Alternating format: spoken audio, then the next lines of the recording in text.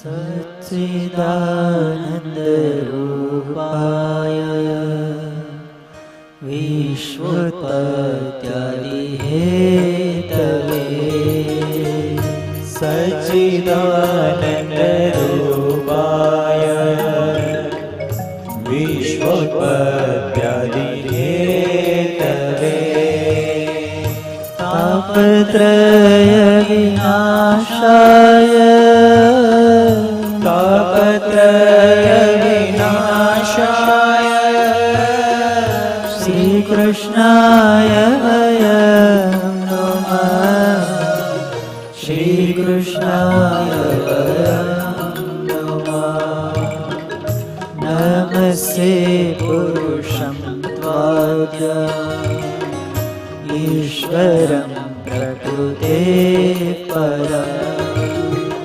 નમસ્તે પુરુષં ત્વાદ્યં ઈશ્વરં પ્રકૃતે પરમ અલક્ષ્યં સર્વભૂતાનાં અલક્ષ્યં સર્વભૂતાનાં અંતર્બહિરવસ્થિતં અંતર્બહિરવસ્થિતં નમસ્તે પુરુષં ત્વાદ્યં ઈશ્વરં પ્રકૃતે પરમ ઈશ્વરં પ્રકૃતે પરમ વર્ણિવેશરમણીય દર્શનમ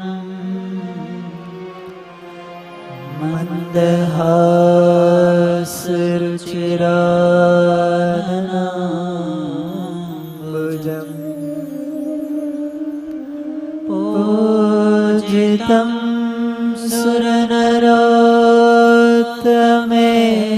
સુરનરોત્તમૈર્મુદા ધર્મનંદનમહં વિચિંતયે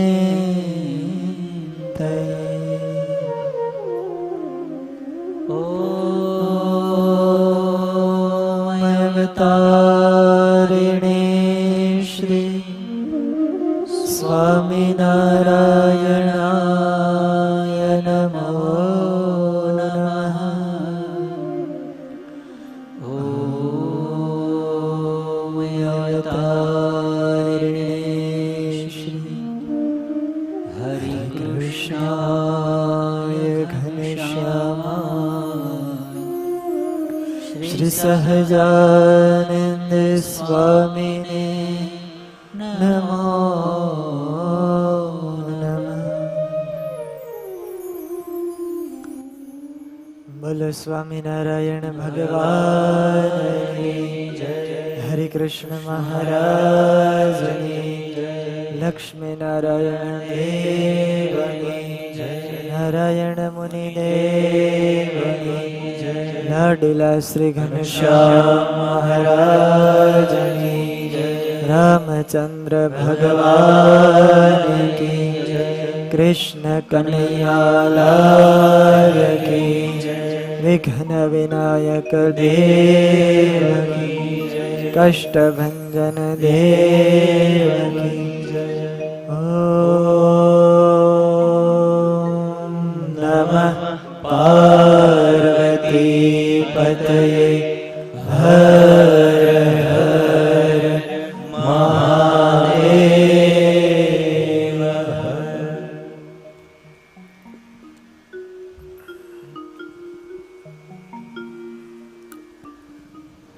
દિવ્ય મંદિરમાં સુવર્ણ સિંહાસનમાં બિરાજમાન આપણ સૌને પોતાની મૂર્તિનું દિવ્ય સુખ આપતા એવા પ્રાણ પ્યારા વાલા વાલા લાડીલા શ્રી ઘનશ્યામ મહારાજ તેમજ આ દિવ્ય સભામાં બિરાજમાન બાલુડા શ્રી હરિકૃષ્ણ મહારાજ રાજાધિરાજ મહારાજ તેમજ આ કથાનું જેમની પ્રેરણાથી સુંદર આયોજન થયું છે એવા સાધુ ગુણ સંપન્ન પૂજ્યપાદ ગુરુજી, પૂજ્યપાદ હરિપ્રકાશદાસજી સ્વામી, પૂજ્યપાદ હરિનારાયણદાસજી સ્વામી, અધિક સર્વે બ્રહ્મનિષ્ઠ સંતો, પાર્ષદવર્ય ભગતજી, અધિક સર્વે પાર્ષદો, તેમજ આ કથાનો જેમણે લાભ લીધો છે એવા મુખ્ય યજમાન અમારે પરમ ભક્ત શ્રી અશ્વિનભાઈ ગણેશભાઈ ડુંગરાણી, એમના સુપુત્ર પ્રિન્સ તથા વિનસ, સહયજમાન એવા અરવિંદભાઈ સાળંગપુર, બાબુભાઈ વિરડિયા તેમજ કિશોરભાઈ વિરડી, અને આજના દૈનિક યજમાન એવા જેનિલ શૈલેષભાઈ ભોળાદ, આ સમગ્ર યજમાન પરિવારના ભક્તજનો અને કથાનો લાભ લઈ રહેલા એવા સર્વે શ્રોતાજનોને મારા ભાવથી જય સ્વામિનારાયણ. વહાલા ભક્તજનો, ચાતુર્માસ અંતર્ગત પવિત્ર શ્રાવણ માસમાં શ્રીમદ ભાગવતની સુંદર કથાનું આપણે શ્રવણ કરી રહ્યા છીએ. આ ભાગવતની કથા 5000 વર્ષ પહેલા વ્યાસ ભગવાને લખી, પણ કથા એટલી બધી દિવ્ય છે કે આજ હજારો વર્ષ વ્યતીત થયા અને આપણે પણ સાંભળીએ છતાંય નવીન નવી લાગે. સાંભળવાનો આનંદ ખૂબ આવે. એ ચરિત્રો, કથાઓ, એમાંથી આપણને કંઈક નવું જાણવાનું, શીખવાનું મળે. એવી આ દિવ્ય કથા છે. કારણ પરમાત્માના સંબંધ વાળી કથા છે. આ ભાગવતની એક એક કથા, એક એક અધ્યાય, એક એક શ્લોક, અરે એક એક શબ્દ એટલો બધો દિવ્ય છે. કારણ કે સ્વયં પરમાત્માના મુખથી નીકળેલી આ વાણી છે અને એ વાણીનું આપણે શ્રવણ કરી રહ્યા છીએ. આપણા શરીરને, મનને પવિત્ર કરનારી આ કથા છે. વહાલા ભક્તજનો, શ્રીમદ ભાગવતના ચતુર્થ સ્કંધની કથા પવિત્ર ગંગાના તટે શુકદેવજી મહારાજ રાજા પરીક્ષિતને આ કથા સંભળાવે છે. શુકદેવજી મહારાજ કહે છે કે રાજન, માણસે કર્મ કરવામાં ધ્યાન રાખવું, ક્યારેય ખરાબ કર્મ ન કરવા. કારણ કે જે જેવું કર્મ કરે એને એવું ફળ અવશ્ય મળે છે.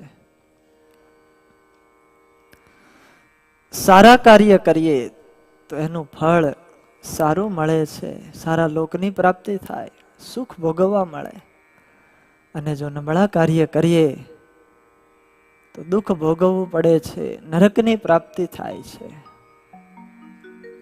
શ્રીજી મહારાજ વચનામૃતમાં કહે, જીવાત્મા જ્યારે સત્વગુણ પ્રધાન થઈ અને કર્મ કરે છે ત્યારે ઉત્તમ સુખની એને પ્રાપ્તિ થાય છે. રજોગુણ પ્રધાન થઈ અને કર્મ કરે ત્યારે મનુષ્ય લોકની પ્રાપ્તિ થાય છે. અને જ્યારે તમોગુણ પ્રધાન થઈ અને કર્મ કરે છે ત્યારે અધોલોક, જેમાં દુઃખ રહેલું છે, એવા લોકની એને પ્રાપ્તિ થાય છે. સુખ અને દુઃખ જીવનની અંદર આવે છે એનું કારણ માણસે કરેલા કર્મો છે. પૂર્વે કરેલા, પૂર્વે એટલે ગઈકાલે પણ કહી શકાય, 10 વર્ષ પહેલા પણ કહી શકાય, 10 જન્મ પહેલા પણ કહી શકાય, 100 જન્મ પહેલા પણ કહી શકાય. અત્યારથી જે વ્યતીત થઈ ગયું એ પૂર્વ થઈ ગયું. ફળ ક્યારે દેવું એ ભગવાનના હાથની વાત છે, પણ મળે ચોક્કસ. જૈસી કરની વૈસી ભરની. ભગવાનની પાસે ચોખ્ખો હિસાબ છે, માટે વિચારી અને પગલા ભરવા જોઈએ. અને ઉપરવાળો કોઈ દિવસ છેતરાતો નથી. આપણે એમ વિચાર કરીએ કે આ પાપ કર્મ કરી અને પછી પુણ્ય કરી લેશું, થોડુંક દાન કરી દેશું, ગંગામાં સ્નાન કરી નાખશું એટલે પવિત્ર થઈ જશું. સ્નાન કરવાથી પવિત્ર તો થવાય, પણ જે ઓલું પાપ હોય એ ભોગવવું પડે. મેં આગળ વાત કરી હતી કે આ કર્મની વાત એવી છે, એમાં ક્યારેય બાદબાકી થતી નથી, એમાં સરવાળો થાય છે. પુણ્ય કર્યું હોય કે પાપ કર્યું હોય, સરવાળો થાય બધાયનો. છેતરે નહીં છેતરાય નહીં, અજબ નો આડતીયો દિશે, સૌના હિસાબ ચૂકવે શેઠિયો કેવો હશે. એ પરમાત્મા પાસે બધું છે, એ કોઈથી છેતરાય નહીં, બધાને એનું ફળ આપે છે. માટે રાજન સારા કર્મ કરવા. પ્રાચીન બરહી રાજા યજ્ઞો કર્યા, યજ્ઞની અંદર પશુ હિંસા કરી, નિર્દોષ પશુઓની હત્યા કરવામાં આવી. નારદજી અને આકાશ માર્ગની અંદર એ જ પશુઓ આ પ્રાચીન બરહીની રાહ જોવે છે એવું દેખાડે છે. કારણ અહિંસા રૂપ પાપ જેણે કર્યું હતું. યજ્ઞથી સ્વર્ગ મળી શકે, પણ એ જ યજ્ઞ પાપ માટે થતું હોય તો એનાથી એ પાપ પણ ભોગવવું પડે છે. તે ત્વમ ભુંક્ત્વા સ્વર્ગ લોકમ વિશાલમ, ક્ષીણે પુણ્ય મર્ત્ય લોકમ વિશંતિ. સારા કર્મ એનું ફળ સુખ મળે છે, સ્વર્ગ લોક મળે છે, પણ જ્યારે પૂરું થાય એટલે તરત મર્ત્ય લોકમ વિશંતિ, અહીંયા આવવું પડે છે. અને પાછું નારદજીએ સમજાવ્યા કે રાજા હિંસાના ભોગે આનંદની જે ઈચ્છા કરી છો એ બરાબર ન કહેવાય.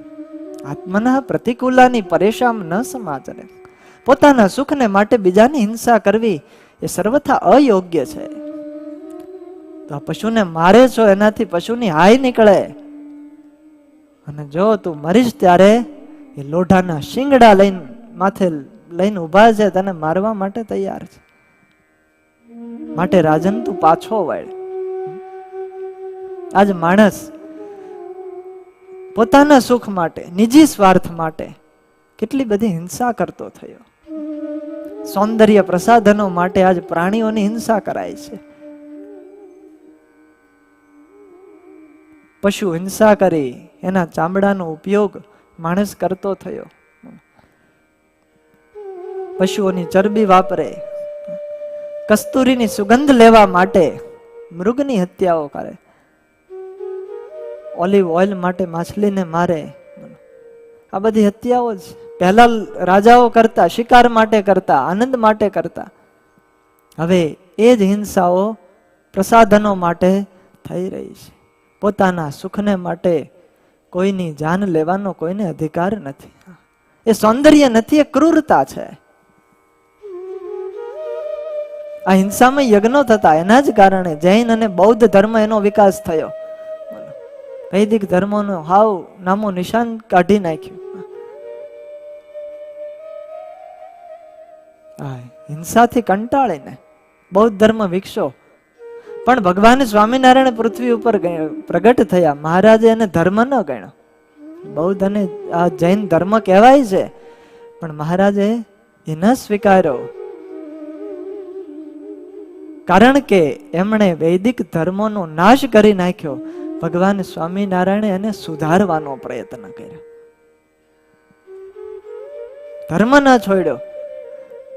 પણ જે હિંસાઓ થતી હતી એ હિંસાને મહારાજે અટકાવી અને અહિંસા શરૂ કરી. મહારાજનો અવતાર થયો ને, not come to destroy but come to harmonize. Hindu ધર્મની તૂટેલી પાળોને ભગવાન સ્વામિનારાયણ સમારવા માટે આવ્યા હતા. અને અહિંસક યજ્ઞોનું પ્રવર્તન ભગવાન સ્વામિનારાયણે આ પૃથ્વી ઉપર પ્રવર્તન કર્યું છે. કેટલા યજ્ઞો કર્યા. દબાણની અંદર, જેતલપુરની અંદર યજ્ઞો કર્યા. અરે ભુજની અંદર કેવો મહાન યજ્ઞ કર્યો. જગજીવન યજ્ઞ કરતો હતો, હિંસા થતી હતી, ભગવાન સ્વામિનારાયણ અટકાવ્યા. ખૂબ મહારાજે સમજાવ્યા, પણ છતાંય ન માન્યો. મહારાજે પોતાના પ્રતાપ દ્વારા એ બધાનો નાશ કરી અને હિંસા થતી અટકાવી હતી. એટલે મહારાજનું નામ પડ્યું અહિંસ યજ્ઞ પ્રસ્તોત્રે નમઃ. અહિંસ યજ્ઞનું પ્રવર્તન ભગવાન સ્વામિનારાયણે કરાયું છે. એટલે આજ નારદજી કહે છે કે હિંસા કરવી યોગ્ય નથી. હે રાજન, તું આમાંથી પાછો વળ, નહીતર આનું ફળ બહુ દુઃખરૂપ છે, એ તારે ભોગવવું પડશે. તારી વાટ જોઈ અને ઊભા છે, એ તને છેદી નાખશે, મારશે. તો મહારાજ મારે શું કરવું એનો ઉપાય મને બતાવો. નારદજી કહે સાંભળ, હું તને આના સંદર્ભમાં એક પ્રાચીન આખ્યાન સંભળાવું છું. હવે નારદજી એક કથા સંભળાવવાની શરૂ કરે છે. બહુ અદ્ભુત કથા છે, એક આખ્યાન છે, સ્ટોરી જેવું છે, સાંભળવાની મજા પણ આવશે. પણ આ જે કથા છે વાલા ભક્તજનો, એ મારે ને તમારે હવે જીવનમાં ઉતારવાની કથા છે. હવે પૂર્ણાહુતિ થાય છે એટલે બધા ઘેરા ઘા નાખે છે, ઝીલવા માટે તત્પર રહેજો. પુરંજનનું આખ્યાન નારદજી સંભળાવે છે ને આખ્યાન એવું અદ્ભુત છે. ભગવાન સ્વામિનારાયણ વર્ણિ વેશે આ આખ્યાનને ઘણીવાર સંભાળતા હતા. બે આખ્યાન ભાગવતના મહારાજે ચમત્કારી બતાવ્યા. એક ભરતજીનું આખ્યાન પંચમ સ્કંદનું મહારાજ યાદ કરતા, અને આ બીજું આખ્યાન પુરંજનનું જે ચતુર્થ સ્કંદની અંદર આવે છે, ભગવાન સ્વામિનારાયણ એને યાદ કરતા. કારણ કે આ કથા જીવને જાગૃત રાખે છે. સમજવા જેવી કથા છે, પણ શ્રદ્ધાપૂર્વક સાંભળજો એકાગ્ર મનથી. કારણ કે આ પુરંજન રાજા છે, એ કોણ છે ને ક્યાં જાય છે, કેવી રીતે બધું કાર્ય કરે છે, એક પછી એક આખું આવશે. અને એ પૂરું થાય પછી એનું તાત્પર્ય શું છે એ પણ આવશે. માટે આવો એ પુરંજનની કથાની અંદર, ઉપાખ્યાનની અંદર આપણે સૌ પ્રવેશ કરીએ. આસિત પુરંજનો નામ રાજા રાજેન્દ્ર છવા. આસિત પુરંજનો નામ રાજા રાજેન્દ્ર છવા. આસિત પુરંજનો નામ રાજા રાજેન્દ્ર છવા. આસિત પુરંજનો નામ રાજા રાજેન્દ્ર છવા.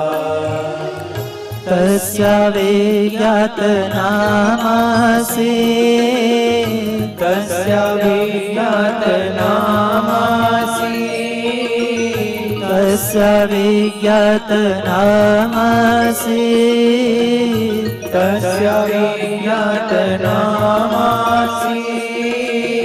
સખા વિજ્ઞાત ચેષ્ટિતઃ, સખા વિજ્ઞાત ચેષ્ટિતઃ. આસિત પુરંજનો નામ રાજા રાજેન્દ્ર છવા. આસિત પુરંજનો નામ રાજા રાજેન્દ્ર છવા. નારદજી કહે છે કે હે રાજન, એક પૂર્વનું એક પ્રાચીન આખ્યાન છે, એ સંભળાવે છે.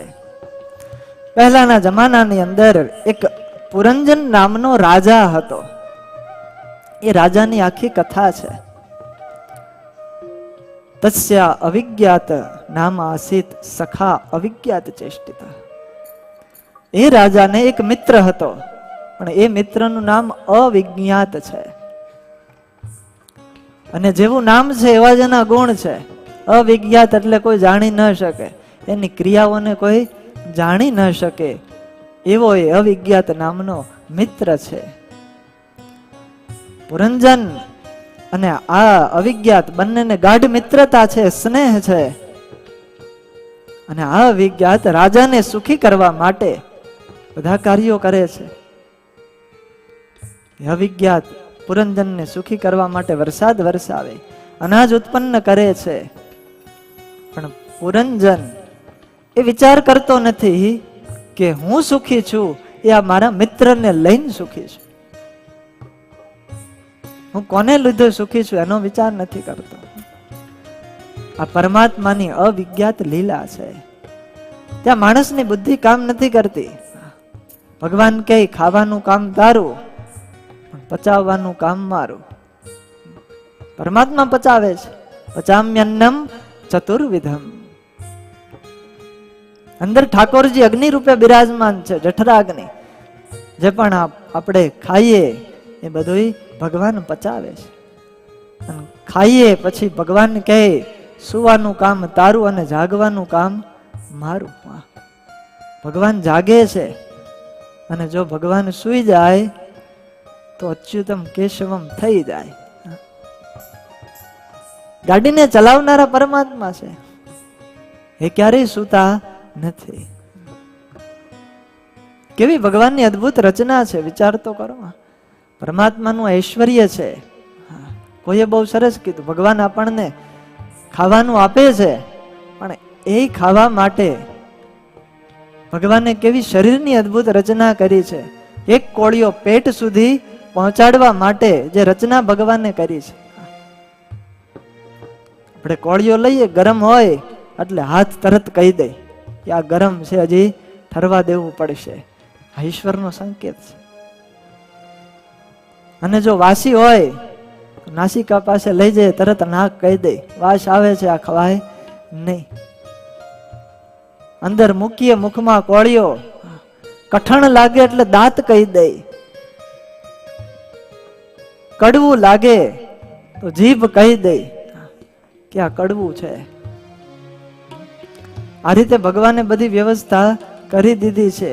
બધી ઇન્દ્રિયો આપણને સંકેત આપે છે. ઈશ્વરે આટલી વ્યવસ્થા તો કરી છે, પણ બસ એ ખાવાનું એ કોળિયા છે, હકના છે કે હરામના છે, એ આપણે નક્કી કરવાનું છે.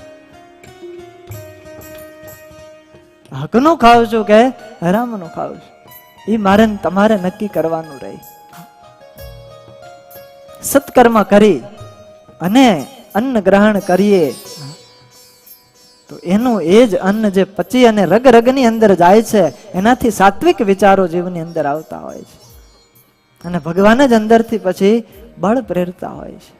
પુરંજન આજ વિચાર નથી કરતો કે હું આટલો બધો સુખી છું, એ કોના લીધે સુખી છું.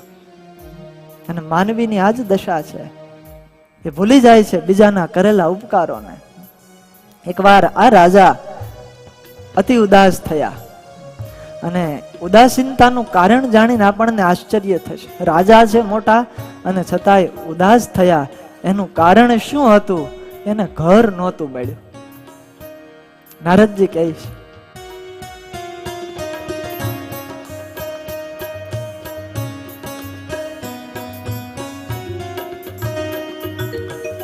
સોન્વેષ માણસ બભ્રમ પૃથ્વી પ્રભુ. સોન્વેષ માણસ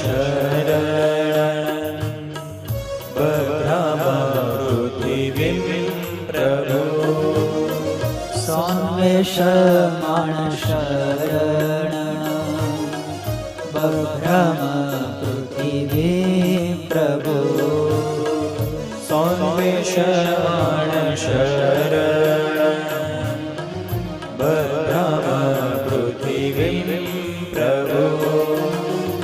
નાનુરૂપં યદાવિન્દ નાનુરૂપં યદાવિન્દ નાનુરૂપં યદાવિન્દ નાનુરૂપં યદાવિન્દ અભુત્સવિમનાઇવ અભુત્સવિમનાઇવ સોન્વેષ માણસ બભ્રમ પૃથ્વી પ્રભુ. સોન્વેષ માણસ બભ્રમ પૃથ્વી પ્રભુ. આ પુરંજન પોતે રાજા છે, પ્રભુ એવું લખ્યું, સર્વલોકનો સ્વામી છે, પણ છતાંય અન્વેષ માણહ પૃથ્વીમ શરણમ બભ્રામ. એક ઘર ગોતવા માટે પૃથ્વી ઉપર વિચરણ કરવા લાગ્યો. ક્યાંય સારું રહેવાનું એને ઘર ન મળ્યું, એટલા માટે ચિંતાતુર થયો, ઉદાસ થયો. આખી પૃથ્વી ઉપર ફર્યો વિચરણ કરતો કરતો, પણ એક સ્થાન એને સારું રહેવાનું મળ્યું નહીં. બોલો, વિચાર તો કરો, માણસને ભોગની લાલસા કે અસંતોષતા જીવમાં કેટલી હશે, ક્યાંય એને રહેવાનું સારું મળ્યું નહીં. જેટલા નગર જોવે, આ સારું નથી, આ ઠીક નહીં, આમાં આ બરાબર નહીં, ક્યાંય એને મન માન્યું નહીં. બોલો, ના, દુઃખનું કારણ જ આ હતું, અસંતોષ. એટલે કહેવાય સંતોષી નર સદા સુખી. જે અસંતોષની અંદર રહે છે અને ક્યારેય કોઈ સુખી કરી શકતું નથી. માણસે જીવનની અંદર પરમાત્મા આપણને જે આપે, જેવું આપે, એમાં સંતોષ માની અને રહેવું જોઈએ. તો કાયમ સુખી રહી શકશું.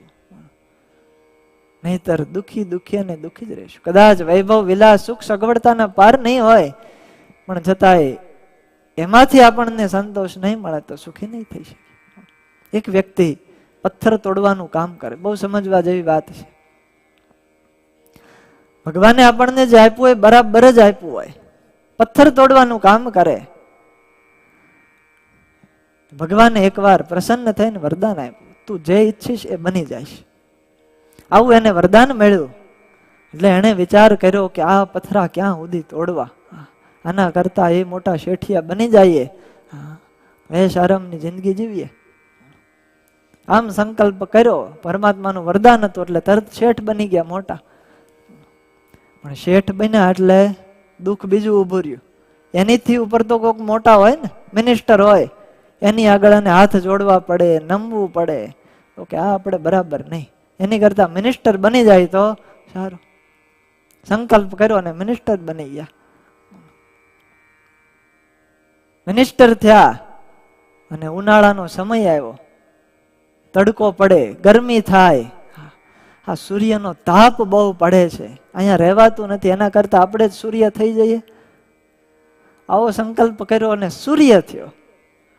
જોજો, જીવને સુખ ક્યાંય મળતું નથી, સંતોષ એ નથી સ્વીકારી શકતો.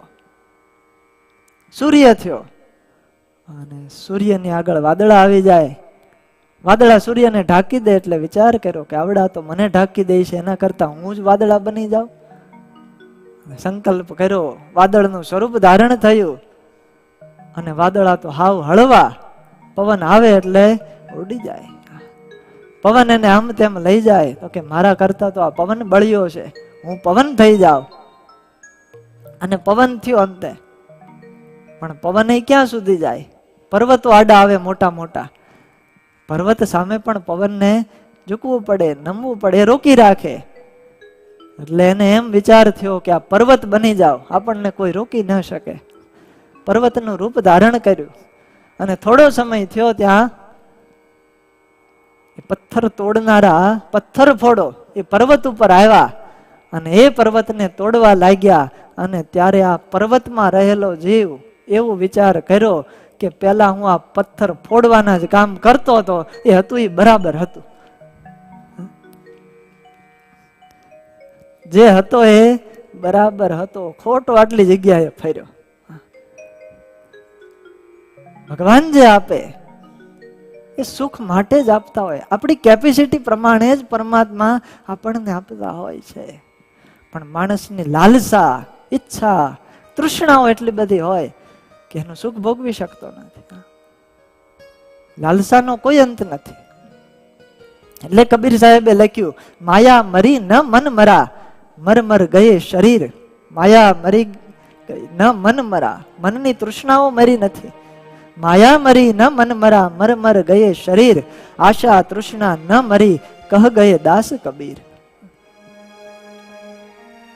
જીવને તૃષ્ણા ટળતી નથી. સદા સંતુષ્ટ મનસ સર્વા સુખ મયા દિશા. માટે સંતોષી જે વ્યક્તિ છે એ જ સુખી છે. એને પછી ભલે ગમે એટલી ગરીબાઈ હોય, એ ફૂટપાથ ઉપર સૂતો હોય ને તો એ સંતોષી નર આનંદમાં હોય ને રાતે એને ચેનથી ઊંઘ આવી જાય. અને જે અસંતોષી હોય એને મશરૂમના ગાદલા હોય, સોફા સેટ હોય, પણ ચેનની નિંદર ન લઈ શકે.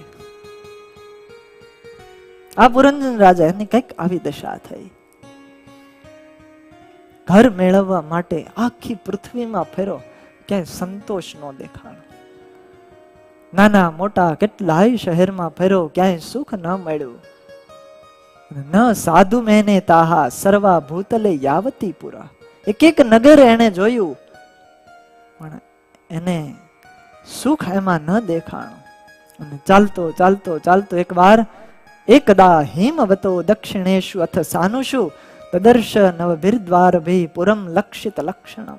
હિમાલયમાં આવ્યો અને હિમાલયની દક્ષિણ તરફ ભારત દેશ, એ ભારત વર્ષની અંદર જ્યાં આવ્યો ત્યાં એને અચાનક એક 9 દરવાજા વાળું મોટું નગર જોયું છે. વિશાળ નગર છે, એને 9 દરવાજા છે. હવે ધ્યાન રાખજો આ કથા, એક એક શબ્દો એક કામના છે, કારણ કે આનું તાત્પર્ય પછી આવવાનું છે.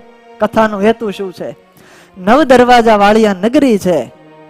જોયું આ નગર બધાય લક્ષણોથી યુક્ત છે. પુરમ લક્ષિત લક્ષણમ. એને ફરતો કોટ છે.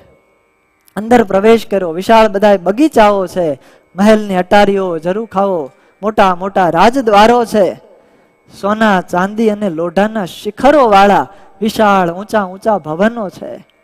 એની દિવાલો પણ મળીની બનેલી છે. સ્ફટિક, મોતી, પન્ના વગેરેથી બનેલી ફરસો અને તખતીઓ ત્યાં છે. આવું મહાનગર. અને પુર્યાસ્તુ બાહ્ય ઉપવને દિવ્ય દ્રુમ લતા કુલે. નગર અત્યંત સુશોભિત છે. વૃક્ષ વેલીઓનો એક સુંદર મજાનો બગીચો હતો. પક્ષીઓ ત્યાં કલરવ કરી રહ્યા છે. સરસ મજાનું એક સરોવર છે, નિર્મળ એનું જળ છે. રાજભવન છે. એ સરોવરની આસપાસ એક સુંદર વન છે, ને વનની અંદર પશુઓ રહે છે, પણ અહિંસક વૃત્તિને ભૂલીને રહે છે. ક્યારેય એકબીજાની હિંસા કરતા નથી. આવું દિવ્ય નગર છે. અને આ નગરની શોભા રચના એને નિહાળતો નિહાળતો આ પુરંજન રાજા આગળ વધતો જાય છે. અને એ અદ્ભુત વનમાં ફરતા ફરતા એને સામેથી એક સુંદરીને આવતી જોઈ છે. એ સુંદરીની સાથે 10 સેવકો છે. અને જેમનામાંનો એક એક સેવક 100 નાયિકાનો પતિ હતો. અને આજે બધું ટોળું એની ફરતો એક મોટો જબરો સર્પ વીંટળાઈને રહેલો છે. 5 ફેણ જેને છે, એ 5 ફણા વાળો સાપ આ સુંદરીની રક્ષા કરતો હતો, નગરની રક્ષા કરતો હતો, દ્વારપાળ હતો. અને એ સુંદરી આવી અને લગ્ન માટે પુરુષને ખોળી રહી હતી. અને રાજા પુરંજયને આ કન્યાને જોઈ એટલે કીધું છે, કાત્વમ કંજ પલાશાક્ષી કસ્યા સિંહ કુતઃ સતી ઇમામ ઉપપુરીમ ભીરુ કિમ ચિકીર્ષસી સંસમે. પુરંજન રાજાએ કીધું છે કે હું તમારો પરિચય જાણી શકું? તો કોણ છે, કોની પુત્રી છે, અને ક્યાંથી આવી રહી છે, અહીં વનની અંદર શું કરી રહી છે, તમારી આસપાસ રહેલી આ સખીઓ કોણ છે, સેવકો કોણ છે, આજુબાજુમાં વીંટળાયેલો મોટો 5 ફણા વાળો સર્પ એ કોણ છે, અને તમે શું કરવા ઈચ્છો છો, આ બધું મને કહો. અને નારદજી પ્રાચીન બરહી રાજાને કહે છે કે આમ જ્યારે પુરંજને પૂછ્યું છે તે કન્યાને, ત્યારે એ સ્ત્રીએ હસતા હસતા કીધું છે, નવિદામ વયમ સમ્યા કર્તારં પુરુષર્ષભ. નવિદામ વયમ સમ્યા કર્તારં પુરુષર્ષભ. નવિદામ વયમ સમ્યા કર્તારં પુરુષર્ષભ. નવિદામ વયમ સમ્યા કર્તારં પુરુષર્ષભ. આત્મનશ્ચ પરસ્યાપિ આત્મનશ્ચ પરસ્યાપિ આત્મનશ્ચ પરસ્યાપિ આત્મનશ્ચ પરસ્યાપિ ગોત્રમ નામ ચ યત્કૃતમ ગોત્રમ નામ ચ યત્કૃતમ નવિદામ વયમ સમ્યા કર્તારં પુરુષર્ષભ. નવિદામ વયમ સમ્યા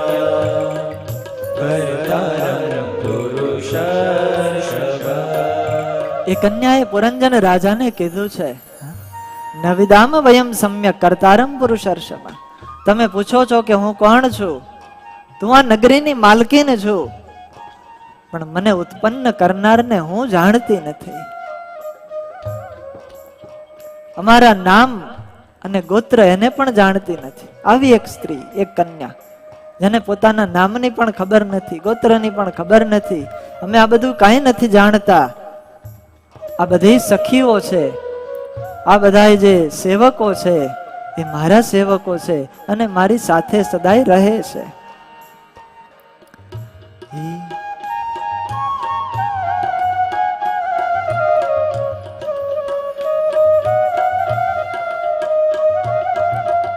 ઈહાદ્ય સંત મહાત્માન વેદમન તત્પર. ઈહદ સંત મહાત્માન વિદામન તત્પર. ઈહાદ્ય સંત મહાત્માન વેદમન તત્પર. ઈહદ સંત મહાત્માન વિદામન તત્પર. येने यम निर्मिता वीर, येने यम निर्मिता वीर, येने यम निर्मिता वीर, येने यम निर्मिता वीर. पूरी शरण आत्मन, पूरी शरण ઈહાદ્ય સંત મહાત્માન વિદામન તત્પર. ઈહદ સંત મહાત્માન વિદામન તત્પર. એ કન્યાએ કીધું છે, તમે મારો પરિચય પૂછો છો, પણ હું મારું નામ જાણતી નથી, મારું ગોત્ર જાણતી નથી. એટલું જ જાણીએ છીએ કે અમે અહીંયા રહીએ છીએ. આ નગરીની હું માલકીન છું. તો આ નગરી કોણે બનાવી? યેનેયમ નિર્મિતા વીર પુરી શરણ આત્મના. હે વીર, તમે જે નગરીની અંદર આવ્યા છો એ નગરી કોણે બનાવી છે એ પણ હું જાણતી નથી.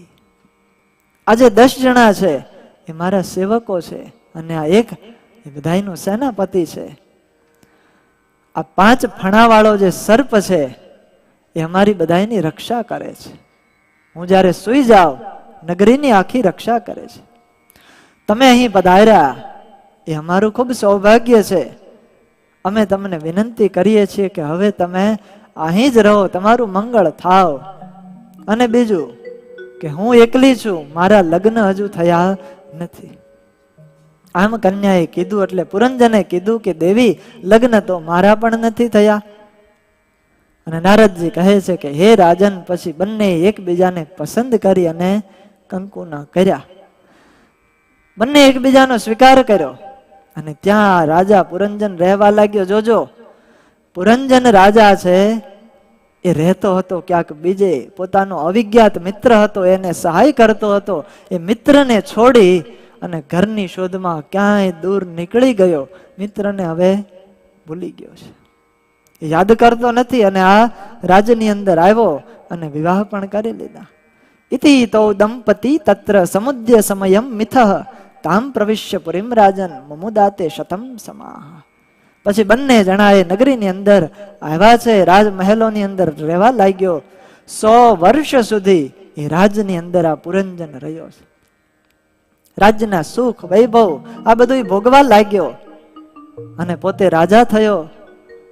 ગાયકો સુમધુર સ્વરે એ રાજાની કીર્તિનું ગાન કરતા, પુરંજનના વખાણ કરતા. ગ્રીષ્મ ઋતુ આવે, સરોવરની અંદર જળ ક્રીડા કરતો અને આનંદ પૂર્વક એ રાજ્યની અંદર મહેલોની અંદર રહેવા લાગ્યો, રાજ્યનું શાસન કરવા લાગ્યો. આ નગરી એવી વિશિષ્ટ છે. નગરીનું વર્ણન છે. નગરની અંદર જે 9 દરવાજા છે એમાં 7 દરવાજા નગરની ઉપર તરફ છે અને 2 નગરીની નીચે છે. સપ્તો પરી કૃતાદ્વાર પુરસ્તસ્યાતુ 2 અધઃ, 2 નીચે અને 7 ઉપર છે. આ 9 દ્વારનો ઉપયોગ રાજા અલગ અલગ દેશની અંદર જવા માટે કરતો. જે દેશમાં જવું હોય એ દેશમાં એ દરવાજેથી જાય. આવી વિશિષ્ટ નગરી. 5 દરવાજા પૂર્વ દિશા તરફ હતા, 1 દક્ષિણ દિશા તરફ, 1 ઉત્તર દિશા તરફ અને 2 દરવાજા પશ્ચિમ દિશા તરફ હતા. પૂર્વ દિશા તરફ જે દરવાજો હતો 5, એમાંના 2 દરવાજા ખદ્યોત અને આવિર્મુખ એનું નામ છે. એ 2 દરવાજામાંથી આ પુરંજન રાજા પોતાના મિત્ર દ્યુમાનની સાથે વિભ્રાજિત નામના દેશમાં જતો હતો. બીજા નલિની અને નાલિની, આ 2 નામના દરવાજા, એમાંથી રાજા પુરંજન પોતાના મિત્ર અવધૂતની સાથે સૌરભ દેશમાં જતો હતો. અને 1 દરવાજો મુખ્ય નામનો છે, એમાંથી રાજા રસજ્ઞ અને વિપણ એ 2ને લઈને સાથે જતો અને બહુદન અને આપણ નામના દેશમાં જતો. સમજવા જેવી વાત છે. પહેલા દરવાજા 2 હતા પણ 1ને સાથે લઈને જતો, અને છેલ્લો 5મો દરવાજો 1 જ છે પણ 2 જણા નારે લઈને જાય અને 2 દેશની અંદર જાય છે. આ પૂર્વના 5 દરવાજા છે. દક્ષિણ દિશા તરફ 1 દરવાજો છે, પિતૃહ નામનો દરવાજો. એમાં શ્રુતધરને સાથે લઈ અને દક્ષિણ પાંચાલ દેશમાં જાય છે. અને ઉત્તર દિશામાં દેવહુ નામનો દરવાજો છે, એમાંથી રાજા શ્રુતધરની સાથે ઉત્તર પાંચાલ દેશમાં જાય છે. અને બાકી રહ્યા પશ્ચિમનો દરવાજો, 2 આસુરી 1 નામનો દરવાજો, એમાંથી રાજા દુર્મક અને ગ્રામક નામના પ્રદેશમાં જાય. અને નિવૃત્તિ નામનો દરવાજો, એમાંથી પસાર થઈ અને રાજા લુબ્ધક અને વૈશસ દેશની અંદર જતો હતો. આવી રીતે 9 દરવાજા, એનો ઉપયોગ રાજા અલગ અલગ જગ્યાએ અલગ અલગ દેશમાં જવા માટે કરતો હતો. પણ દરેક વખતે અલગ અલગ મિત્રને સાથે લઈને જાય. આવી વ્યવસ્થા. જે દેશમાં જે દરવાજામાંથી જવું હોય એનો માણસ સ્પેશિયલ હોય, એને જ સાથે આવવાનું. આવી નગરની વ્યવસ્થા હતી. અને આશ્ચર્યની વાત એ, અંધો અમીશામ પૌરાણમ નિર્વાક પેશસ્કૃતા ઉભો. આ નગરીની અંદર 2 જણા અંધળા હતા, અંધ હતા, નિર્વાક અને પેશસ્કૃત નામના. એ અંધ વ્યક્તિની મદદથી રાજા બધું કામ કરતો હતો. જેને આંખ્યો નથી, દેખાતું નથી, છતાંય એની મદદથી રાજા બધું કામ કરે છે. બધી દિશામાં જઈ શકે, બધા કાર્યો કરી શકે. આવા 2 વ્યક્તિ આ નગરમાં હતા. આવી રીતે રાજા 9 દ્વાર વાળા નગરની અંદર પોતે રાજ્ય ભોગવવા લાગ્યો છે. અને એનો મુખ્ય સેવક વિશુચિન છે, એની સાથે પોતે અંતઃપુરની અંદર જતો. અંતઃપુરમાં જવું હોય ત્યારે કોઈ સાથે ન હોય, પણ આ 1 જણો, એક મુખ્ય સેવક, એ એની સાથે જતો. રાજા અંતઃપુરમાં જાય, રાજ્ય ભોગવી. ત્યાં પત્ની પુત્રો આ બધાય હોય, એમાં મોહ પામી જતો, હર્ષ વગેરે વિકારો અનુભવતો હતો. અને સમય પછી સમય પસાર થતા થતા પુરંજન પોતાની પત્ની પુરંજનીમાં એવો આસક્ત થયો કે સ્ત્રીને આખો આધીન થઈ ગયો, પુરંજનીને વશ થઈ ગયો. આ બાજુ પુરંજની મદિરાનું પાન કરે તો પુરંજન પણ મદિરાનું પાન કરે. પુરંજની જો ભોજન કરે તો આ રાજા કરે, જો એ ન કરે તો રાજા એ ન કરે. સ્ત્રીને આટલો આધીન. રાજા છે, એ ગાય તો આ ગાય, હસે તો હસે. આવી રાજાની પણ દશા છે. અને કળિયુગમાં દરેક માણસની પણ આ જ દશા છે. તુલસીદાસજીએ રામાયણની અંદર લખ્યું છે આ જગતની દશા કેવી છે. નારી બિબસન રસ કલ ગોસાઈ, નારી બિબસન રસ કલ ગોસાઈ, નારી બિબસન રસ કલ ગોસાઈ, નારી બિબસન રસ કલ ગોસાઈ, નાચઈ નર મર કટકી નાઈ,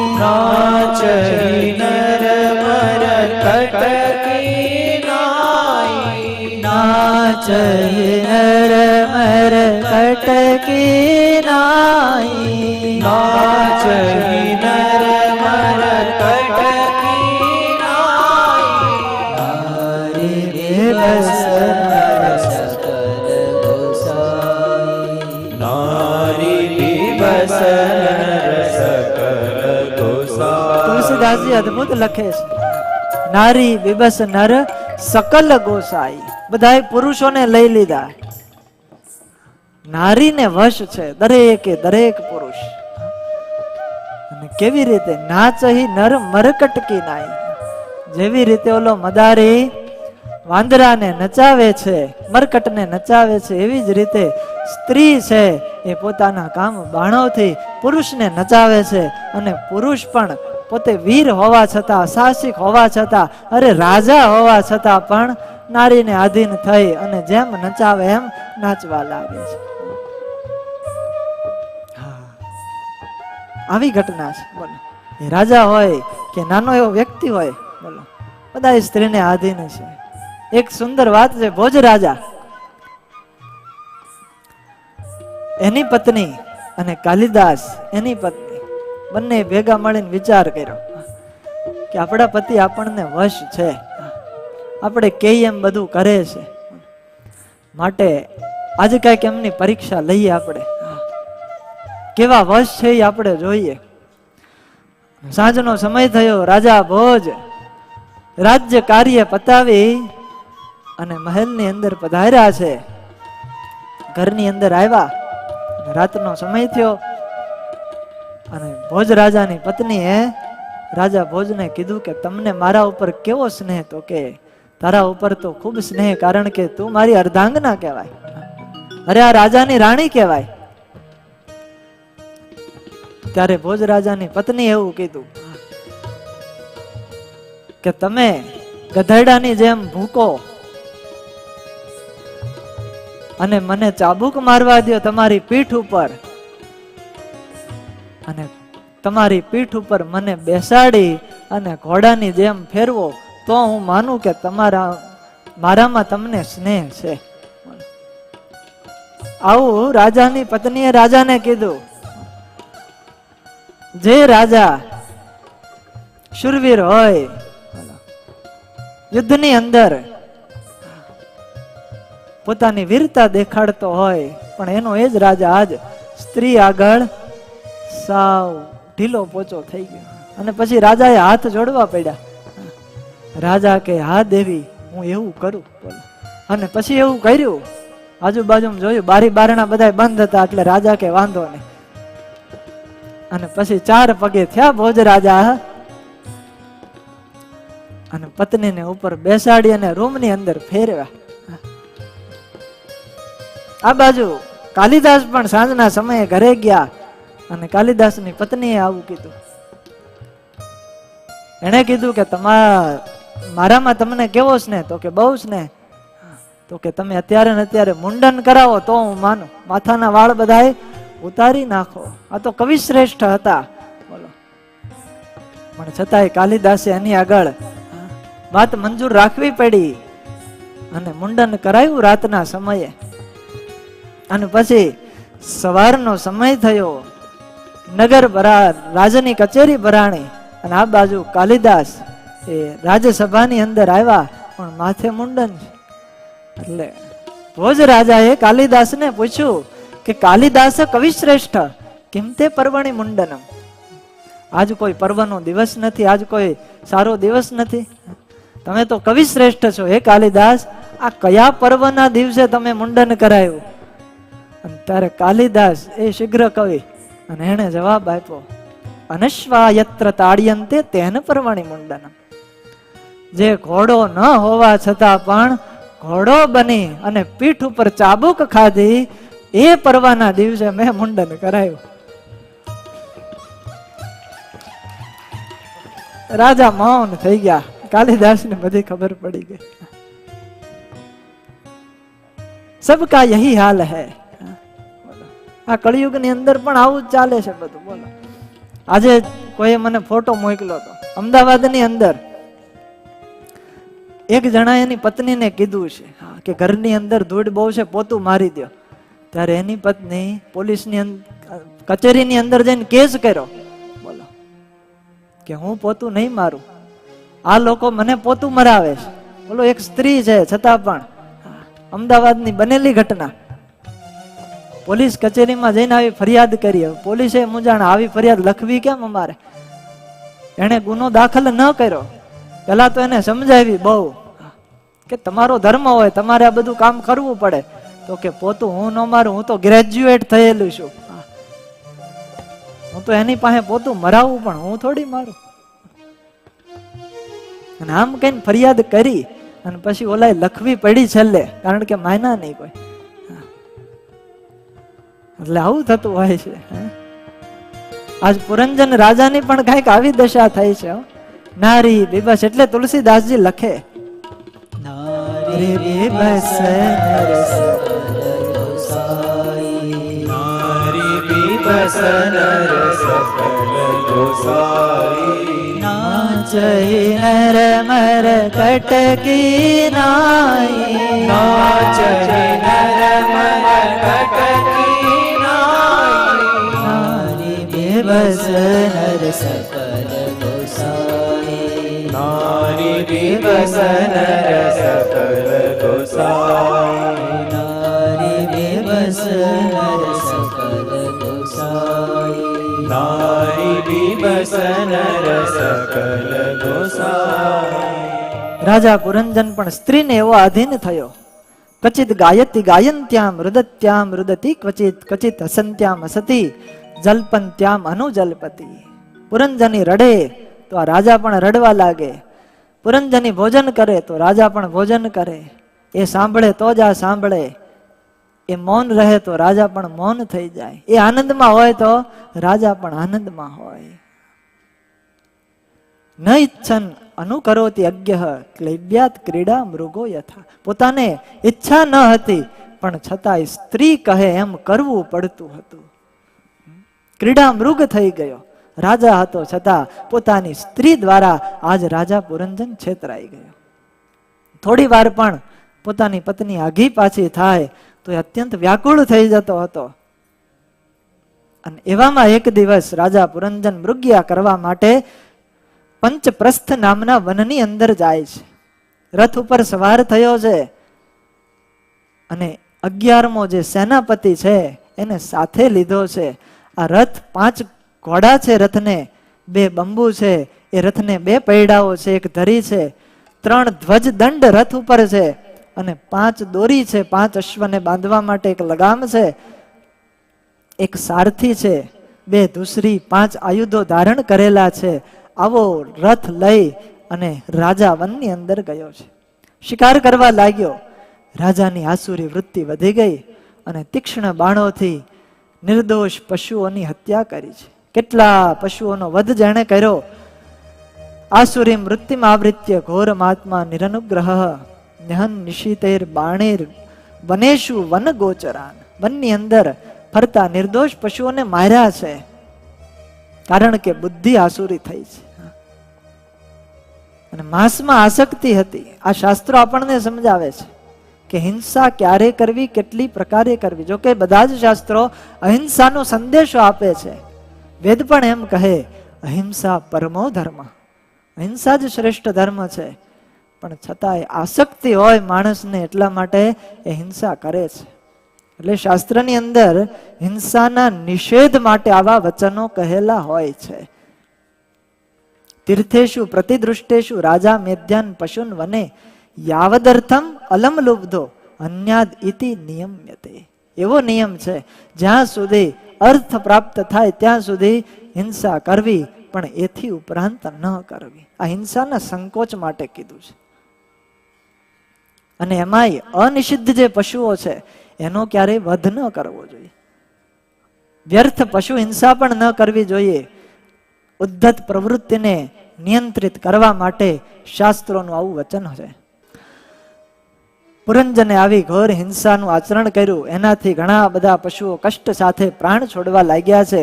ત્યારબાદ મૃગ્યા કરતો કરતો ખૂબ રાજા થાકી ગયો અને તરસને લીધે શિથિલ થયો છે. પાછો પોતાના મહેલની અંદર આવ્યો, સ્નાન કર્યું, ભોજન કર્યું અને સુંદર વસ્ત્ર અને આભૂષણનું ધારણ કરી અને પોતાની પત્નીને ખોળવા લાગ્યો. મારી સ્ત્રી ક્યાં છે, પુરંજની ક્યાં છે, એ ક્યાંય દેખાય નહીં એટલે ઉદાસ થઈ ગયો. બીજી જે સ્ત્રીઓ છે એની સેવિકાઓ એને પૂછ્યું કે રાણી ક્યાં છે? ત્યારે એ બધી સ્ત્રીઓ એવું કહ્યું કે શું ધાર્યું છે કે હે રાજા, આજ તેઓ પાથરણા વિના જ પૃથ્વી ઉપર એમનેમ સૂઈ ગયા છે. નારદજીએ કહ્યું કે પછી તો પુરંજનનો વિવેક નષ્ટ થઈ ચૂક્યો, અત્યંત વ્યાકુળ થયો અને દુઃખી હૃદયે મધુર વચનો દ્વારા પોતાની સ્ત્રીને સમજાવવાની કોશિશ કરી છે. એ ધીરે ધીરે મીઠા મીઠા વચનો કહે છે, યુક્તિઓ કરે છે, પ્રયુક્તિઓ લાવી અને પોતાની સ્ત્રીને સમજાવે છે કે દેવી, આજ કેમ તમે ઉદાસ થયા છો? શું કાંઈ મારાથી ભૂલ થઈ ગઈ? શું કોઈ આ નગરના લોકોએ તમારો અપરાધ કર્યો? શું સેવકોથી કાંઈ ભૂલ થઈ ગઈ? કાંઈ પણ ભૂલ થઈ હોય તો કહો, હું એને હમણાં જ દંડ આપું છું. પણ તમે ઉદાસીનતાથી બહાર આવો. આવી રીતે વાત કરી ત્યારબાદ તે રાજાને આનંદ કરતી એ સ્ત્રી પણ વિહાર કરવા લાગી છે. રાજા એનું અભિનંદન કર્યું. આ રીતે પુરંજનીની સાથે વિહાર કરતા કરતા રાજાની યુવાની અવસ્થા ક્ષણ વારમાં પસાર થઈ ગઈ. સમયનો ખ્યાલ નથી રહ્યો, કારણ કે અજ્ઞાનથી આવૃત થયો છે. એને આત્મા અને પરમાત્માનું કોઈ પ્રકારનું જ્ઞાન પણ થયું નહીં, કારણ કે જ્યારે જ્ઞાન કરવાનું હતું, સમય હતો, એ સમય એને ભોગ ભોગવ્યા, એના કારણે સમય પણ પસાર થયો. અને આમ કરતા કરતા રાજાને 1100 પુત્રો થયા અને 110 જેટલી પુત્રીઓ થઈ છે. તયૈવમ રમમાણસ્ય કામ કશ્મલ ચેતસઃ ક્ષણાર્ધમિવ રાજેન્દ્ર વ્યતિક્રંતાજ્ઞ નવમ વયઃ. જિંદગીનો અડધો ભાગ આવી રીતે રાજાનો પસાર થયો. આ બધા દીકરાઓ અને દીકરીઓ છે, એના વિવાહ રાજાએ કર્યા અને એના થકી એક એક પુત્રને 100 પુત્ર ઉત્પન્ન થયા છે. અને આવી રીતે પુરંજનનો વંશ આખા પાંચાલ દેશની અંદર ફેલાઈ ગયો. અને જે દીકરાઓ હતા એ પણ ધન સમૃદ્ધિ એમાં આસક્ત બન્યા, કારણ કે બાપ એવા બેટા. વિષયોની અંદર એ પણ બંધાઈ ગયા છે. નારદજી કહે છે કે હે રાજન, પછી પુરંજને યજ્ઞો કરવાનું શરૂ કર્યું, પણ યજ્ઞોની અંદર પણ હિંસા કરી, પશુ હિંસામય ઘોર યજ્ઞ કર્યા અને અંતે એ વૃદ્ધાવસ્થાનો સમય આવી પહોંચ્યો છે. જુવાની જાતા આવે બુઢાપો ને 3 પગે હાલવાની, પરવશ ત્યારે જીવન થાશે, આધીન કોઈને ન રહેવાની. વૃદ્ધાવસ્થાની અંદર જીવ એવો પરવશ થઈ જાય, કારણ કે જુવાની એની અંદર જે જોમ હોય, ઉત્સાહ હોય, ઉમંગ હોય છે, એ વૃદ્ધાવસ્થામાં પછી રહેતું નથી. શરીર ક્ષીણ થઈ જતું હોય છે, બોલો, અને પછી સુખ પણ એને ભોગવવા મળતું, કારણ કે ઉંમર અને સુખ આ બંનેને વિરોધાભાસ. એટલે કોઈએ કહ્યું છે કે ક્યાં માલુમ થા ઉમ્ર और सुख की आपस में बनती नहीं है, क्या मालूम था उम्र और सुख की आपस में बनती नहीं है, कड़ी मेहनत के बाद सुख को घर लाया तो उम्र नाराज होकर चली गई. આવું જ થાય છે ને. આખી જિંદગી સુખ મેળવવા માટે દોડ ધામ કરી, રળી રળી અને ધન ભેગું કર્યું, બંગલો કર્યો, ગાડીઓ લાવ્યા, બધી સુખ સગવડતા ઊભી કરી, ત્યાં ભોગવવાનો સમય પસાર થઈ ગયો. યુવાની જતી રહી અને વૃદ્ધાવસ્થા આવી ગઈ. યુક્તેષ્વેવમ પ્રમત્તસ્ય કુટુંબ આસક્ત ચેતસઃ. કુટુંબની અંદર એવો આસક્ત થયો કે પ્રમાદ કરવા લાગ્યો. પ્રમાદ એટલે કરવાનું હોય ન કરે, ન કરવાનું હોય થાય. આસસાદ સવૈ કાલો યો અપ્રિય પ્રિય યોષિતામ. જે કોઈને ગમતો નથી એવો કાળ માથે આવી અને નગારા વગાડવા લાગ્યો છે. અને માથે મોતની અંદર મોતના નગારા વાગવા લાગ્યા, પણ છતાં રાજા પાછો વળતો નથી. હે તારે માથે નગારા વાગે મોતના રે, હે તારે માથે નગારા વાગે મોતના રે, હે તારે માથે નગારા વાગે મોતના રે, તારે માથે નગારા વાગે મોતના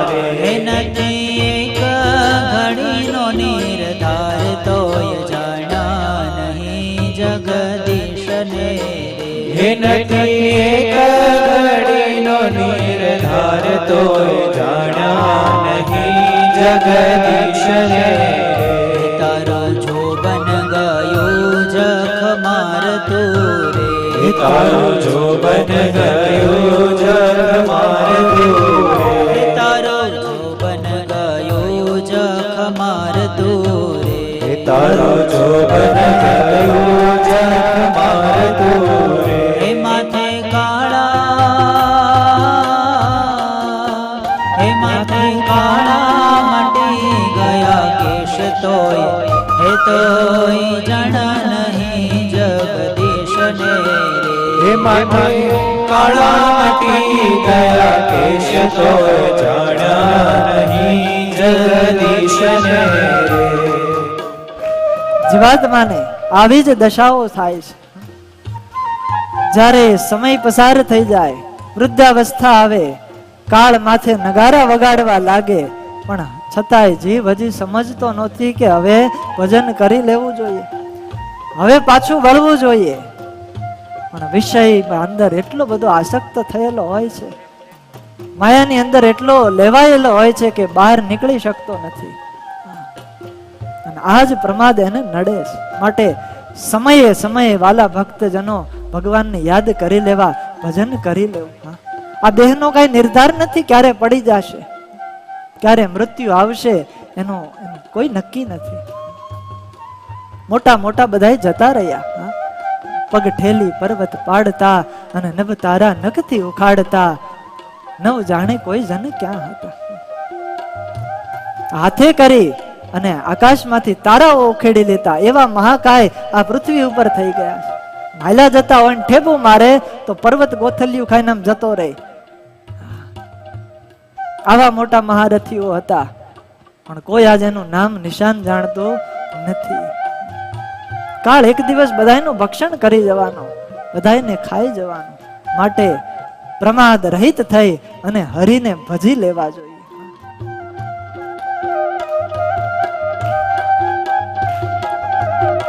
રામ કોટી વિછી તણી વેદના રે રોમ કોટી વિછી તણી વેદના રે રામ કોટી વિછી તણી વેદના રે રોમ કોટી વિછી તણી વેદના હે રે દુઃખ પાનો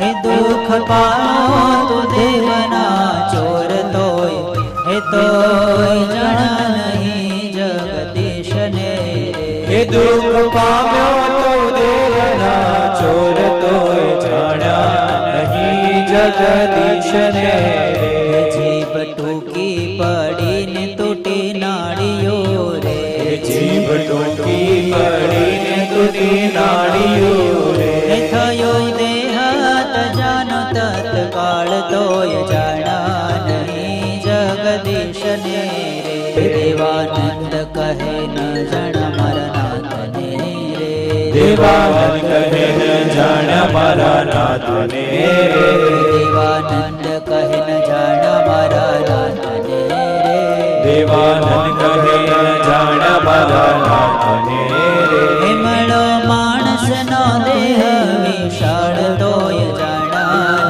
નહીં જગદીશ ને રે હે મળ્યો માણસનો દેહ વિશાળ તોય જાણ્યા નહીં જગદીશને રે તારે માથે નગારા વાગે મોતના તારે માથે નગારા વાગે મોતના. મોતના નગારા કાળ વગાડે છે. અને એ સમયે પણ જો ન ચેતા તો પછી બહુ ભૂંડી હાલત થશે. વૃદ્ધાવસ્થા આવે, દુઃખ કેટલું પડે. અંતકાળનો દુઃખ બહુ ભયંકર હોય છે.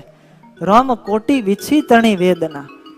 એક એક રૂવાડે કરોડો કરોડો વિછી ડંખ મારતા હોય એટલું બધું દુઃખ જીવને થતું હોય છે. બોલો, પણ ત્યારે ન સહેવાય ન કહેવાય એવી પરિસ્થિતિ જીવની થાય, કારણ ભજન નથી કર્યું. એટલે માટે ગુણાતીતાનંદ સ્વામી કહેતા, વિષયથી તો જેટલું છેટું રહેવાય એટલું જ સારું છે, એનાથી જ જીવ સુખી થાય.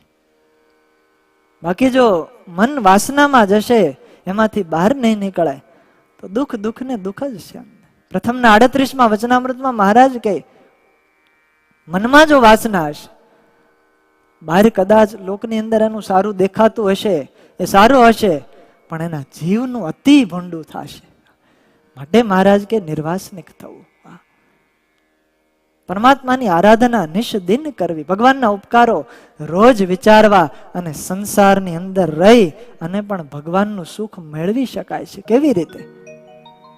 સરોવર હોય, કાદવ હોય અને એની અંદર કમળ ખીલ્યું હોય, એ કમળ અત્યંત પ્રસન્ન હોય છે. એનું મુખ જોજો, સરસ મજાનું ખીલ્યું હોય, આપણને જોઈને પણ ગમે, અને એટલું કોમળ હોય. એનું કારણ, ભલે કાદવમાં રહેતું, પાણીમાં રહેતું, પણ એનું મુખ છે એ ઉપરની તરફ હોય છે, સૂર્યની તરફ હોય છે.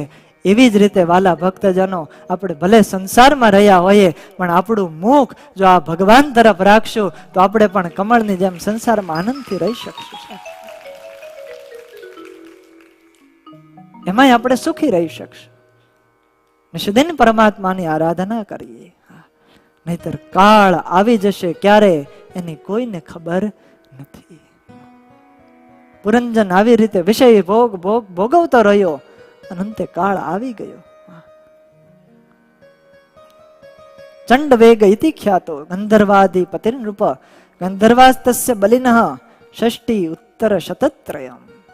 અને આવો સમય આવ્યો પુરંજનનો, અને એ જ વખતે ચંડ વેગ નામનો એક ગંધર્વ રાજા 360 જેટલા મહાબળવાન ગંધર્વોની સાથે પોતે આ પુરંજનના નગર ઉપર ચડાઈ કરી યુદ્ધ કરવા માટે આવ્યો છે.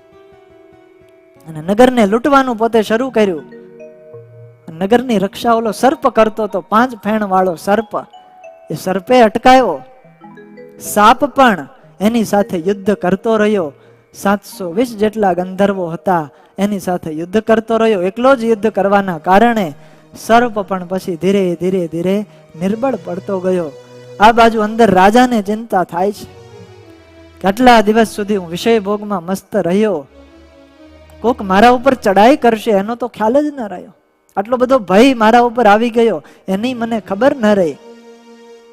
અને એ દિવસે કાળની એક દીકરી એક વરની શોધમાં 3 લોકમાં ભટકતી હતી. એને કોઈ અપનાવી નહીં. એ કાળ કન્યા છે, એટલે કે વૃદ્ધાવસ્થા દુર્ભગા. એકવાર રાજા પુરુએ પોતાનું યૌવન આપવા માટે પોતાની મરજીથી એનું વરણ કરેલું આ કાળ કન્યાનું, જે યયાતિનો દીકરો હતો. નારદજી કહે છે કે રાજન, મને એનો એકવાર ભેટો થઈ ગયો તો, અનુભવ થઈ ગયો તો આ કાળ કન્યા. હું જ્યારે બ્રહ્મલોકમાંથી પૃથ્વી ઉપર આવ્યો અને અહીંયા વિચરણ કરતો હતો, ત્યારે એ કાળ કન્યા ફરતી ફરતી મારી સામું આવી ગઈ અને મને કીધું કે હે ઋષિવર, મારી સાથે વિવાહ કરશો? મને વરવાની ઈચ્છા કરી. ત્યારે મેં કીધું કે હું તો બાળ બ્રહ્મચારી છું. મેં એની પ્રાર્થનાનો અસ્વીકાર કર્યો અને એ કાળ કન્યાએ મને શાપ આપી દીધો. મયી સંરભ્ય વિપુલમ મદાચ્છાપમ સુદુસ્સહમ સ્થાતુમ અર્હસि નૈકત્ર મત યાંચા વિમુખો મુને. હે ઋષિવર, તમે મારી આજ્ઞાનું ઉલ્લંઘન કર્યું છે, મારો સ્વીકાર નથી કરતા, માટે હું તમને શાપ આપું છું કે જાઓ, તમે એક ઠેકાણે ક્યારે સ્થિર નહીં રહી શકો. આ કાળ કન્યાએ નારદજીને શાપ આપ્યો.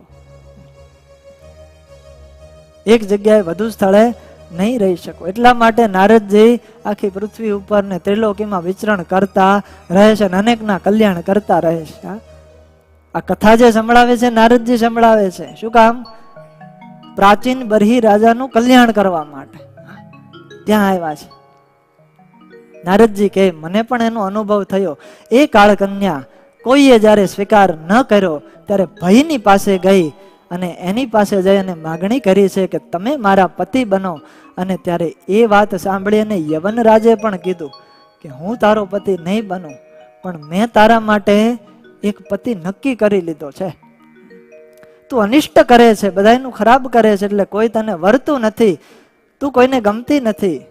પ્રજવાર નામનો મારો ભાઈ છે, તું મારી બેન બની જા. એટલે આપણે બધા ભેગા થઈ અને લોકની અંદર વિચરણ કરીએ.